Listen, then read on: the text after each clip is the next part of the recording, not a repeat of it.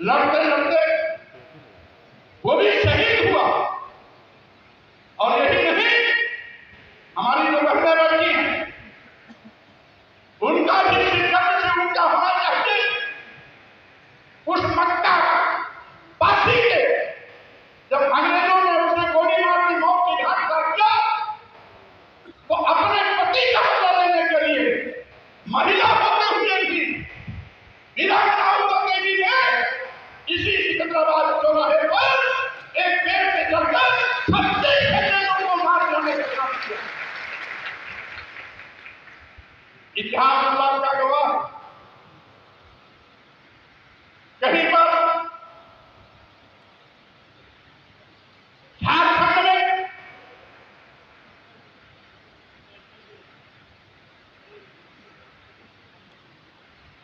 हमारे इसी जनता पार्टी विशेष समाज के इस आंदोलन को बुद्धू भगत ने नेतृत्व किया। बाद में शहीद हुए। छत्तीसगढ़ में सिद्धो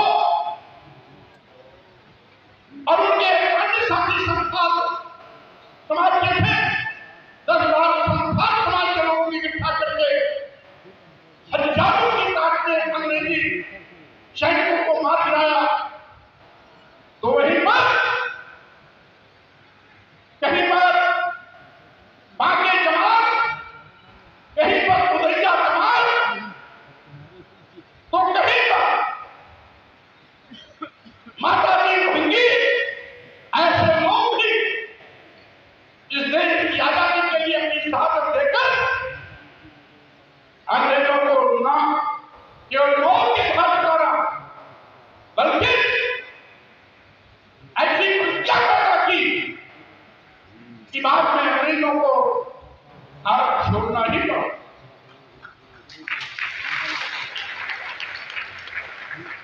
लेकिन इतिहासकारों ने इतिहास में इनको जगह नहीं दिया, क्योंकि दलित आदिवासी पिछड़े समाज के लोग पढ़े लिखे नहीं, एक पर विशेष के लोग ही पढ़े लिखे, जिनकी लेखनी दलितों आदिवासियों और पिछड़ों की शहादत के सम्मान में नहीं। वहीं पर चौरी चौरा में भगवान के नेतृत्व में एक बड़ा ऐसा आंदोलन हुआ जिसमें सभी दलित आदिवासी मुसलमान समाज के लोगों ने उस आंदोलन में जबरदस्त शिरकत की। शहीद किए, यहां तक अंग्रेजी सेना की 20 पुलिस भी मौत के घाट उतार दिए गए, पूरा थाना दिया गया। लेकिन इतिहासकारों ने दलित आदिवासी पिछड़े समाज के इतिहास को हमेशा दफनाने की कोशिश। अभी मैं धन्यवाद देना चाहता हूं श्री सुभाष चंद्र कुशवाहा जी, जिन्होंने चौरी चौरा पर एक नया इतिहास लोगों के सामने लाया, जिसमें सारे के सारे उस आंदोलन का नेतृत्व करने वाले लोग या पिछड़े हैं, या दलित हैं, या मुसलमान। साथियों, क्या विडंबना है कि महापुरुषों के साथ तो भेदभाव हुआ ही, शहीदों के साथ भी भेदभाव हुआ है। आज जिन लोगों के पास ज्यादा कुछ है, आजादी की लड़ाई में कभी हिस्सा ही नहीं लिया, आज वो बड़े राष्ट्रभक्त बनने का नाटक कर रहे हैं। जो लोग तिरंगे से परहेज करते रहे, जो लोग राष्ट्रीय झंडे से परहेज करते रहे, वो लोग आज अपने को सबसे बड़ा मार्क्सवादी कहने का ढोंग कर रहे हैं। मैं साथियों कहना चाहता हूं, ये आरएसएस के लोग आज जानते हैं आजादी के 75 साल तक अपने कार्यालयों पर कभी तिरंगा झंडा नहीं बना, और आज सबसे बड़े राष्ट्रपति का ठेकेदार कौन बनते हैं? जिन्होंने तिरंगा झंडा कभी न लहराया हो अपने कार्यालयों पर, जिन्होंने बार-बार तिरंगे झंडे का अपमान किया हो, जिन्होंने राष्ट्रपिता महात्मा गांधी को गोली मारकर मौत के घाट उतार दिया हो, ऐसे लोग राष्ट्रवादी बनने का नाटक कर रहे हैं, ढोंग कर रहे हैं। इसलिए मैं आप सभी साथियों से कहना चाहता हूं,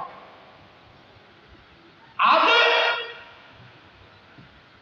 इस देश को ऐसे ही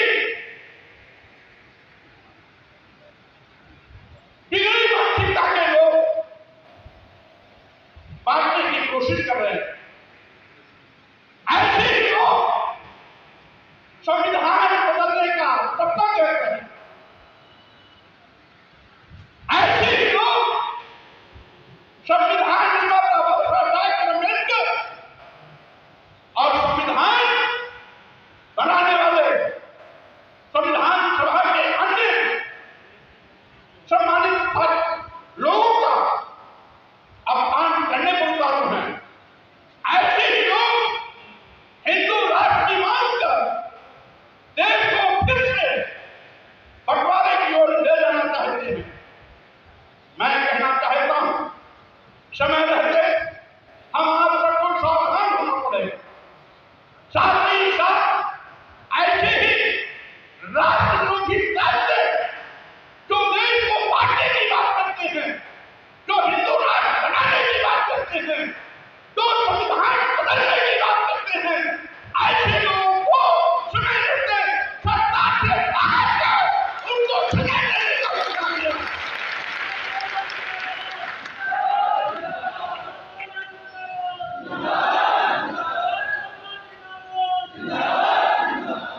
आप जानते हैं, जो लोग संविधान बदलने की बात करते हैं वो दलितों के दुश्मन हैं, आदिवासियों के दुश्मन हैं, पिछड़ों के दुश्मन हैं, देशवासियों के दुश्मन हैं, इस पूरे देश के भी दुश्मन हैं।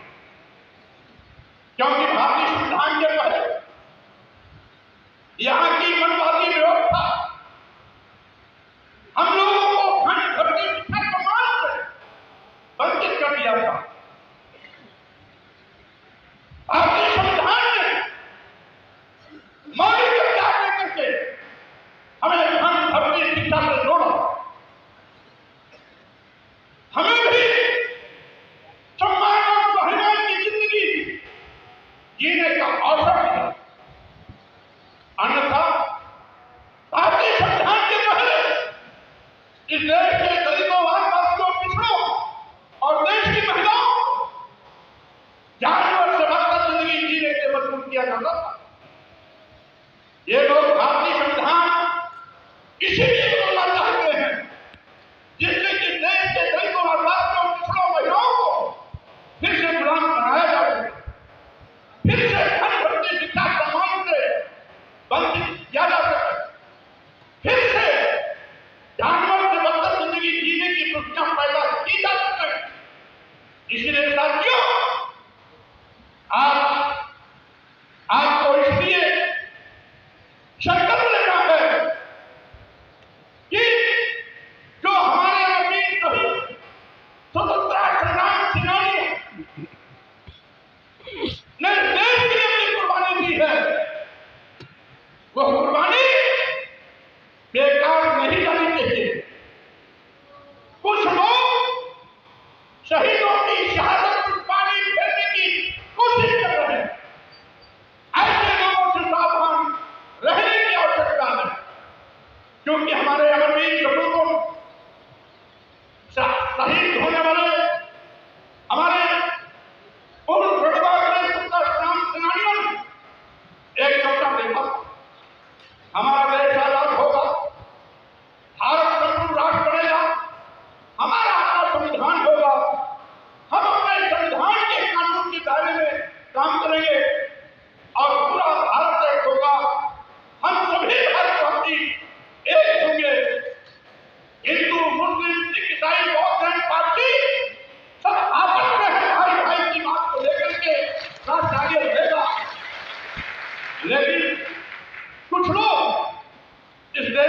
चुनौती समझते हैं। मैं उनसे कहना चाहता हूं, इस देश में लगभग 30 लाख लोगों ने इस देश की आजादी अपनी शहादत दी है। 30 लाख लोगों ने, और 30 लाख लोगों में 90% शहादत देने वाले शहीद स्वतंत्रता संग्राम सेनानी, जेल में आजाद होने वाले लोग, वो दलित आदिवासी पिछड़े समाज के लोग हैं, जिनको इतिहासकारों ने इतिहास के पन्नों में मिटाने का काम किया है। ऐसे लोगों से सावधान रहने की आवश्यकता है।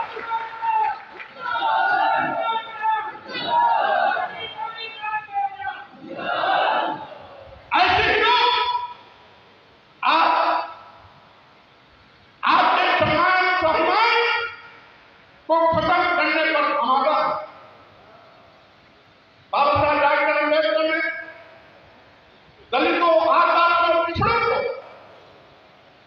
संवैधानिक व्यवस्था के क्रम में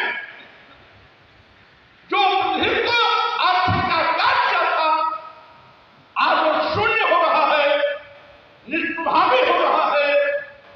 सत्ता में बैठे हुए लोग सरकारी नौकरियां देना बंद कर दिए हैं, और सरकारी नौकरियां अगर नहीं है तो आरक्षण अपने आप बेखट हो सकता है। इसलिए ऐसे देश के राष्ट्रविरोधी और देश के सौदागर लोगों से सावधान रहने की आवश्यकता है। सत्ता में बैठे हुए लोग मीठी मीठी बातें करते हैं, हमें आत्मनिर्भर देंगे, सबका साथ, सबका विकास, सबका विश्वास। हम गलत उगाते में रहते हैं कि बोली भाषा कितनी बड़ी अच्छी है, लेकिन सत्ता में बैठने के बाद माननीय प्रधानमंत्री क्या कर रहे हैं? चाय बेचने वाला प्रधानमंत्री बनने के बाद इस देश को बेच रहा है। आपको मालूम है, जब से मोदी जी प्रधानमंत्री बने, देश के सभी गंतव्य हासिल किए गए, एयरपोर्ट दे दिया गया, एयर इंडिया दे दिया गया, बहुत रेलवे स्टेशन दे दिए गए, कई गवर्नमेंट ट्रेनें दे दी गई, LIC जैसी बड़ी संस्था दे दी गई। किसके नाम जानते हैं? अदानी और अंबानी के।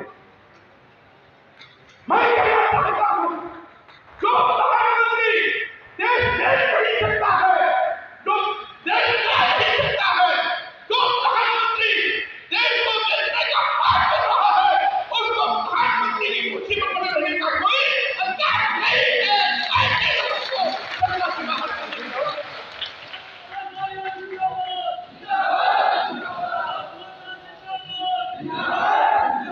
आज इनकी गलती को लाखों करोड़ों नौजवान बेरोजगार हो गए, पढ़े लिखे नौजवान दर्जन की ठोकरें खा रहे हैं, रोटी के लाले पड़े हैं, नौकरी के नाम पर आउटसोर्सिंग की नौकरी की जा रही है। 8,000, 10,000, 12,000 पाने वाला आउटसोर्सिंग की नौकरी करने वाला व्यक्ति क्या खाएगा, क्या बचाएगा? सरकार के पास इसका कोई विकल्प नहीं। आज किसानों को लाभकारी मूल्य देने का वादा करने वाले लोग किसानों को लाभकारी मूल्य तो दिए नहीं, उनके उत्पाद का न्यूनतम समर्थन मूल्य की घोषणा भी नहीं कर रहे। छुट्टा जानवर किसानों की हरी भरी फसल कर करके चौपट कर दे रहा है, लेकिन सरकार किसानों की सुध नहीं ले रही। हमारे शहीदों ने अपनी शहादत दे दी थी कि हमारा भारत खुशहाल हो। आने वाली हमारी संतानें अपने पैरों पर सम्मान स्वाभिमान के साथ खड़े होंगे, सब मिलकर के देश को बेहतरी के रास्ते पर आगे ले जाएंगे। एक सशक्त राष्ट्र का निर्माण करेंगे। लेकिन सत्ता में बैठे हुए लोग आज देश को खोखला कर रहे हैं,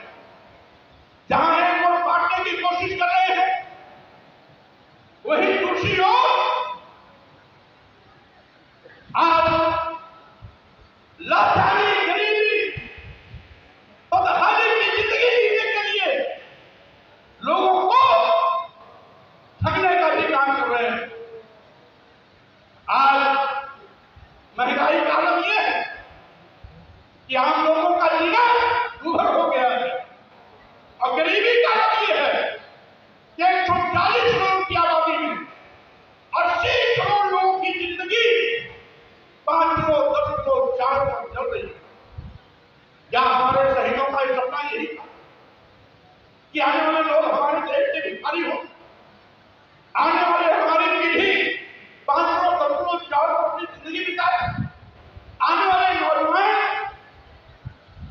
बेरोजगारी झेले, आने वाले लोगों का जीवन संकट में हो। क्या यही सपना था? अगर सरदार भगत सिंह, राम प्रसाद बिस्मिल, चंद्रशेखर आजाद नए जन्म के लिए अपनी शहादत दी है, तो इनके साथ में अशफाकुल्लाह खान, राजेंद्र नाथ लहरी जैसे लोग भी शहादत देने का काम किया है। अगर देश की आजादी में हमारे बड़े बड़े नेताओं ने उसका कोई किया, तो हमारे दलित आदिवासी पिछड़े समाज में भी आजादी के बारे में हिस्सा ले करके न केवल अंग्रेजों के छक्के छुड़ाए, बल्कि शहादत देने में भी अपनी अग्रणी भूमिका निभाई। लेकिन आज सत्ता में बैठे हुए लोग हमें जाति के आधार पर बांटने की कोशिश कर रहे हैं। आज सत्ता में बैठे हुए लोग दलित आदिवासी पिछड़े अल्पसंख्यक मुस्लिम समाज के नौजवानों पर आए गए दिन उनकी हत्याएं करा रहे हैं। बहन बेटियां बलात्कार की शिकार हो रही है। धर्म के नाम पर हिंदू मुस्लिम को आपस में बांटा जा रहा है। धर्म और जात के नाम पर बांटने का पाप सत्ता में बैठे हुए लोग कर रहे हैं, जो हमारे शहीदों का मान है। इसलिए साथियों, मैं आपको सावधान करना चाहता हूं। अभी जवाब के बीच में प्रमोद मुखर्जी जी बोल रहे थे, तो आपने देखा उनके पैर में न चप्पल है न जूता है। हमने भी पूछा आखिर जूता चप्पल क्यों नहीं पहने? उन्होंने कहा हमने कसम खाई, संकल्प किया है कि जब तक इस निगमी भाजपा सरकार को सत्ता से बाहर नहीं कर देंगे, हम जूता चप्पल नहीं पहनेंगे।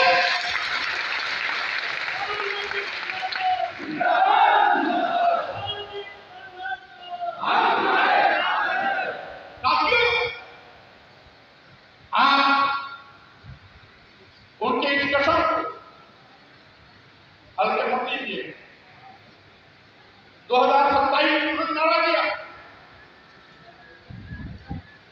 भाजपा हटाओ, यूपी बचाओ, और ये तभी होगा जब इनको हटाने के लिए आप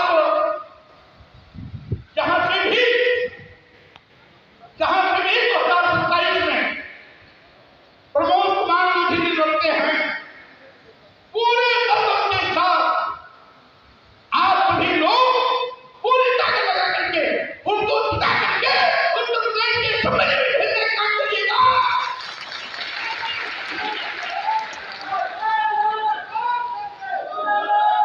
जिसकी सरकार आने के बाद आपने भी जो उन्होंने घोषणा किया कि हाँ, अगर सरकार में आते हैं तो उन्नाव का नाम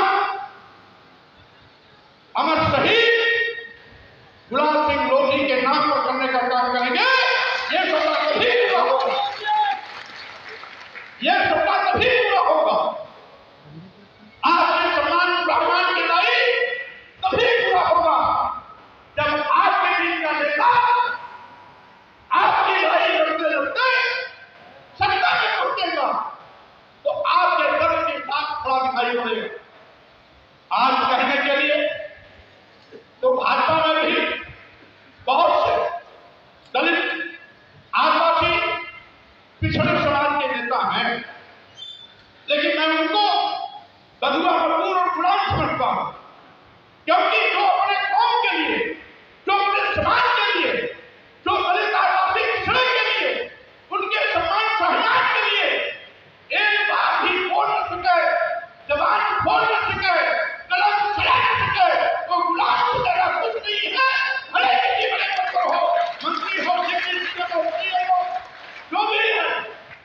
उसकी हैसियत गुलाम की लगा सकती, लेकिन जब आपके नेता आगे संगठनों कर पाती,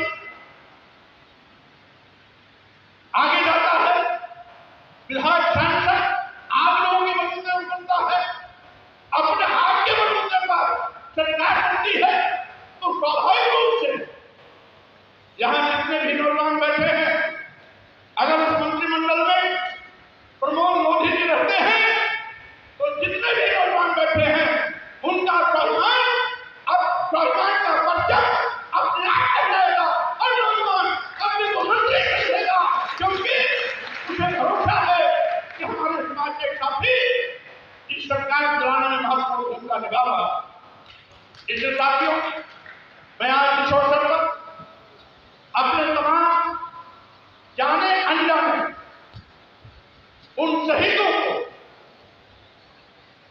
शहीद गुलाम सिंह मोदी जी के शहादत दिवस पर कोशिश नमन करता हूं, वंदन करता हूं और साथ ही साथ इनके सपनों पर कुठाराघात हो उसके पहले मैं आपको सावधान भी करता हूं कि देश बेचने वाले, देश के नौजवानों को गरीब लाचार बनाने वाले, महंगाई से जीवन लोगों का हराम कर देने वाले, किसानों के साथ धोखा देने वाले, स्कूल बंद करने का पाप करने वाले लोगों के पाप का घड़ा भर गया है। 2027 में ये पाप का घड़ा, पाप का भांडा टूटना चाहिए और इसकी लड़ाई होनी चाहिए।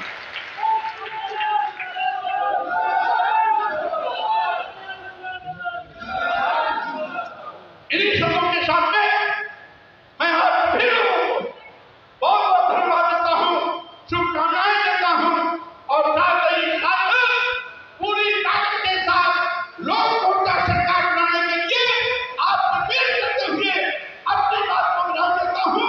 पुनः सही की मोदी जी को प्रणाम करते हुए बात को बंद करता हूं, विदा देता हूं।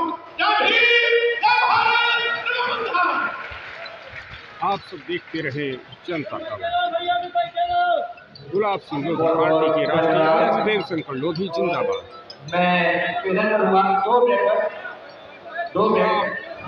गुलाब सिंह लोधी पार्टी के राष्ट्रीय अध्यक्ष देवशंकर लोधी, ग्राम सहराम, तहसील पूर्वा, जिला उन्नाव, ग्राम सहरामा, आज की सभा का समापन करें। राष्ट्रीय अध्यक्ष बाबू गुलाब सिंह लोधी पार्टी जिंदाबाद।